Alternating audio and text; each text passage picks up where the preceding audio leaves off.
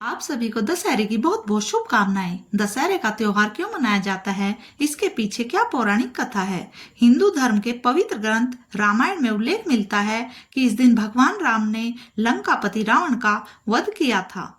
रावण ने छल से माता सीता का हरण कर लिया था। इसके बाद भगवान राम और लक्ष्मण जी ने मिलकर सीता माता की खोज आरंभ की थी। माता सीता की तलाश करते समय उनकी मुलाकात हनुमान जी से हुई थी। हनुमान जी ने माता सीता का पता लगाया था। उसके बाद भगवान राम व रावण के बीच भयंकर युद्ध हुआ था।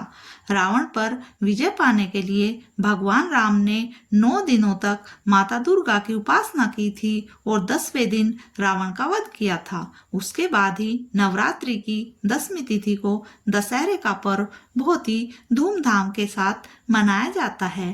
दशहरा बनाने के पीछे मुख्य रूप से 2 कहानियां हैं। भगवान राम ने राक्षस राजा रावण का वध किया था और देवी दुर्गा ने 9 दिनों के युद्ध के बाद राक्षस महिषासुर का अंत भी दशहरे के दिन ही किया था। यह पर्व बुराई पर अच्छाई की जीत का प्रतीक के रूप में मनाया जाता है, जिसे विजयदशमी के रूप में मनाया जाता है, क्योंकि यह बहुत ही शुभ तिथि होती है और इस दिन बुराई पर अच्छाई की जीत के रूप में यह त्योहार मनाया जाता है। भगवान राम व रावण से जुड़ी कथा के अलग देवी दुर्गा और महिषासुर की कहानी भी इस त्योहार से जुड़ी है। एक अन्य महत्वपूर्ण कथा के अनुसार देवी दुर्गा ने महिषासुर नामक भयंकर राक्षस का वध इसी दिन किया था। देवी दुर्गा ने 9 दिनों तक लगातार महिषासुर और उसकी सेना से भयंकर युद्ध किया था। 10वें दिन उस पर विजय प्राप्त की थी और उसका अंत किया था। यह भी एक प्रकार से बुराई पर अच्छाई की जीत के प्रतीक के रूप में, धर्म और अच्छाई की जीत के प्रतीक के रूप में यह त्योहार मनाया जाता है।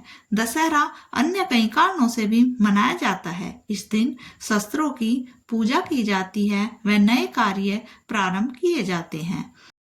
नवरात्रि के दौरान रामलीला का आयोजन बहुत जगहों पर किया जाता है, जिसमें भगवान राम के जीवन और लंका युद्ध की बहुत सारी झलकियां बहुत ही रोचक तरीकों से दर्शाई जाती हैं, जिसमें सभी बढ़ चढ़कर हिस्सा लेते हैं और पूरे 9 दिनों तक रामलीला का आयोजन किया जाता है, जिसमें 10वें दिन यानी दशहरे के दिन भगवान राम द्वारा रावण को मारने का अभिनय किया जाता है।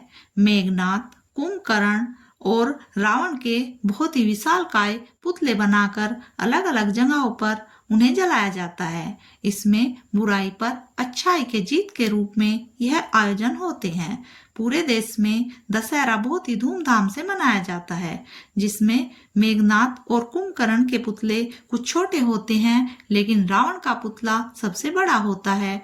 जब यह पुतले जलाए जाते हैं तो देखने पर एहसास होता है कि बुराई खत्म हो चुकी, अब अच्छाई आ गई है। तो इसी खुशी में सब आपस में एक दूसरे को बधाइयां देते हैं। आप सभी को विजयदशमी की बहुत बहुत शुभकामनाएं। धन्यवाद।